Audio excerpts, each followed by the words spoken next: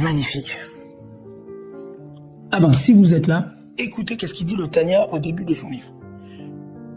Bederer Aruka Uktsara.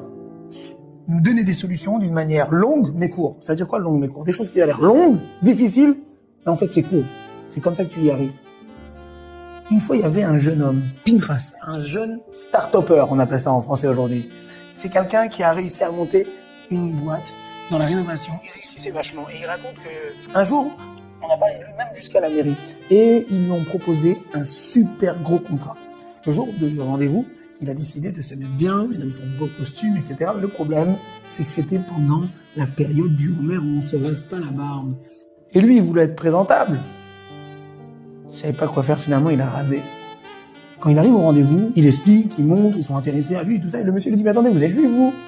Il n'y a pas une coutume là en ce moment de pas se raser? Il dit la vérité. Oui. Mais j'avais peur du regard des autres, donc j'ai rasé. Je me suis dit, ah, c'est dommage, parce que moi j'aime bien les gens qui sont fidèles à leurs principes.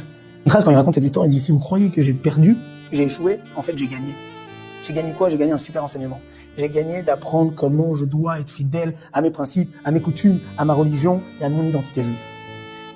On voit exactement ça dans la paracha de cette semaine. Yaakov traverse et déménage avec ses affaires, traverse le fleuve. Et c'était le soir, il se fait attaquer par l'ange de Esav. Et là, finalement, il arrive à le maîtriser et il dit à l'ange, je ne vais pas te laisser partir. Mais l'ange dit, mais laisse-moi partir, c'est bon, t'as gagné, laisse-moi partir. Je ne vais pas te laisser partir jusqu'à ce que tu me bénisses. A priori, c'est bizarre. Tu ne demandes pas à quelqu'un qui t'a agressé, bon, j'ai réussi à te maîtriser, maintenant, tu me bénis, Parle, je veux plus te voir. Mais non. Yaakov, il savait que d'une situation, elle n'est jamais pour rien.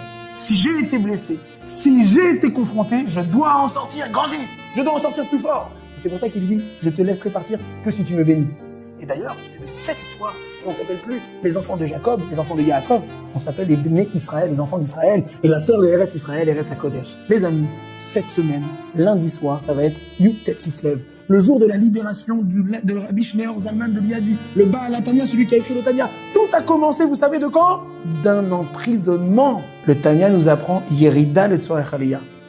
On tombe pour mieux rebondir. Chers amis, prenez le temps cette semaine, lundi soir, d'aller à la grande fête du Beth Lubavitch, Yud-Tet Kislev, Cirque Phoenix. Dans le 12e, il y a un métro, il y a un parking, ça va être une fabuleuse soirée. Il y a plus de 5500 places, il y aura un concert, il y aura des livrets Torah, des animations, des clips inédits et plein de surprises. C'est très important de marquer ce jour comme il se doit. Shabbat shalom.